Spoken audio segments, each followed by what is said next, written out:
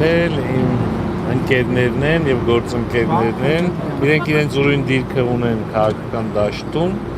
իսկ քվեարկությունը եղել է փակ եւ գաղտնի։ Եթե մի բան փակ եւ գաղտնի է, իսկ սկզբանը բնականաբար արդյունքները Պաշտպանության հանձնաժողովի նախագահի տեխնատու եք դուք լինելու պարոն Խաչատրյան։ Ասում են դուք եք։ Այսինքն մենակ ես եմ լինելու, Չէ, առաջադրվելու եք, տեղեկություն կա, որ առաջադրվելու եք։ Այս պահին որոշում չունեմ եւ ընթացքում եթե ունենամ որոշում, ես ձեզ կտեղեկացնեմ որոշումս։ Պարոն Խաչատրյան, բայց ինչից հետո պարոն Հովհաննիսյանը լքեց, այսպես ասած, քանի դեռ Նիկոլ Փաշինյանն էլ վերևում էր։ Հարգելիներս, նիստի ժամանակ մենք էլ ենք հաճախ դուրս են գալիս, ներս ենք մտնում։ Հավանաբար ինչ-որ մի գործ ունեցել է, պարոն Հովհաննիսյանը դուրս է եկել։ Բացառում եմ, որ ինչ-որ մեկից կարան նեղանա կամ ինչ-որ նման բան չի կարող լինել։ Ըստ երևույթին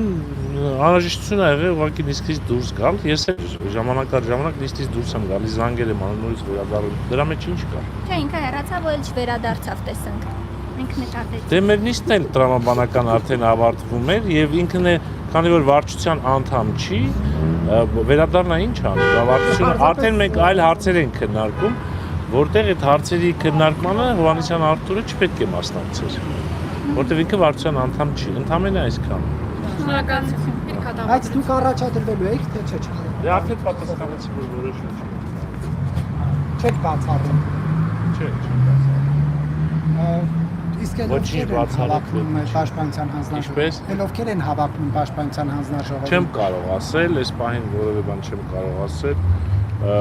Եթե առաջադրումները լինեն, ես կարծում հələ շուտ չի լինի։ Բայց ըստ այդմ արդեն կտեսնենք։ Հեռացնելը միանշանակ է, թե Ով հեռացնի։ բանից հանձնաժողովի նախագահի պաշտոնից։ Իհարկե ոչ, նման բան չկա։ Պարոն Քոչարյանը հավանաբար կառաջադրվի եւ այդ ամենը նույնպես ընտրություններով է լինելու ոնց որ թե փակ գաղտնի, ու ընթացքում կտեսնենք, էլի առայժմ այդ հարցը օրակարգում դեռ չկա։ Պարոն Խաչատրյան, Էդիկ Մալոյանին ճանաչում եք դուք։ Ինչպիսի զինվորական է նա։ Ոչ չեմ ճանաչում։ Լրատվական դրահոսից տեղեկացա, որ քրեական վարույթ կա նրա նկատմամբ, այդքանը կարող եմ ասել, բայց քրեական վարույթի բովանդակությունը ինչու՞մ է մեղադրվում կամ